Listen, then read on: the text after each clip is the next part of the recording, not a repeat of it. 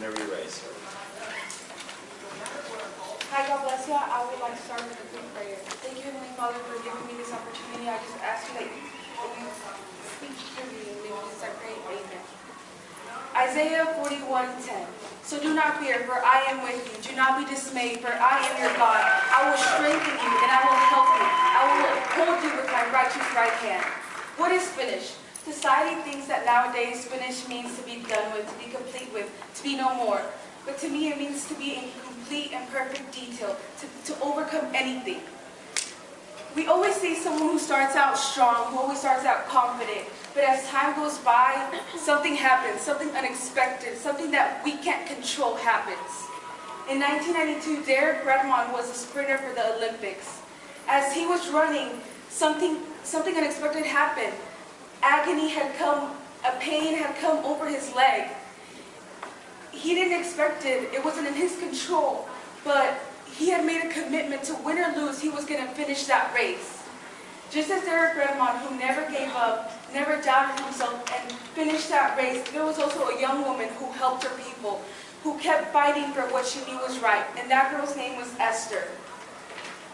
Esther, who became a queen at the age of 14. She never gave up. She fought for her people. She knew the consequences were tough. She knew people were going to go against her. She was just a young lady.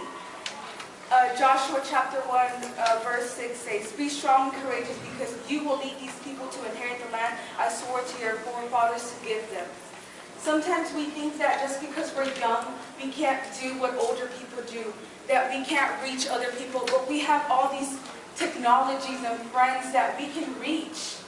We think that just because we're young, that we're tied down to just something that we can't control. Going back to Redmond, his father had told him, he went to Redmond, his father went to Redmond, and he was like, "You don't have to do this, son." But Redmond said, "Yes, I do." But then his father told him, "Okay, we will finish this together." That's how he is with us. He wants to finish it with us. He wants to take us, but sometimes our pride, our independence, our stubbornness gets in the way, and we're just like, "No, I want to do this my way. I want to finish this my way. I want the victory to be mine." But the victory is his, because without him, we would be nothing. We would be nothing. Sometimes we think that just because we start something, we think we can finish it by ourselves, but temptations come, struggles come, obstacles come, but that's when we have to realize that as soon as we give it all to him, when we give it all to him, he just takes control and he helps us. He helps us overcome it. We're young, but we still have to realize that we can be used, just as I'm being used right now. As young people are being used to sing. I know there's a lot of people out in the world that are singing, that are saying stuff, but we're being used for his kingdom. For the kingdom, the most highest kingdom in the world. And I know sometimes that we're embarrassed because we're like, "Oh my gosh, what are our friends going to say about us? What are our people going to say about us?" But think about all you're doing for his kingdom. Think about what he did for you in that cross, that pain, that suffer that he took for you.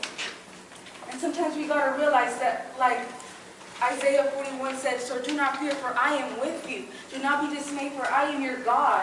Do not fear. He is with you. He wants to help you. He wants to lift you up, just like Derek Redmond's father helped him go through the race, finish the race. He wants to finish the race with us. You got to realize that he wants to finish the race with you, but it's up to you to let him, to allow him to finish the race with you.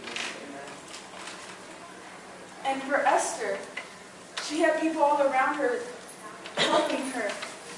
She went up to the king. She knew what she was going up against. Sometimes we need to know what we're going up against, but it takes courage. It takes God's power to be with us, to know what we're going up against. And the question I want to ask you today is, will you allow him to lead you? Will you allow him to let you finish the race with him?